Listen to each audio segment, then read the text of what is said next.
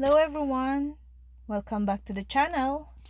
Today, I will show you how to create Grindr account with phone number. First, go to Play Store, then type for Grindr. Then, after you install, open it. And then, you need to click Sign Up on the top right corner. Then, type your birthday. Click the Next. Then, click Accept.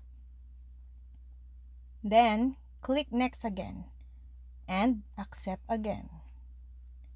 So, let's proceed to fill up this page.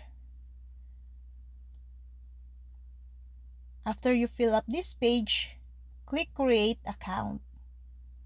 Then, click I'm Not Robot. Then, go to your number, but first, select your country code.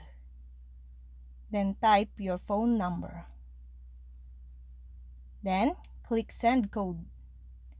Just wait for a second for the given code on your message. Then, type your code. And then, lastly, click Verify. You've successfully created your Grindr. For more videos, subscribe to our YouTube channel.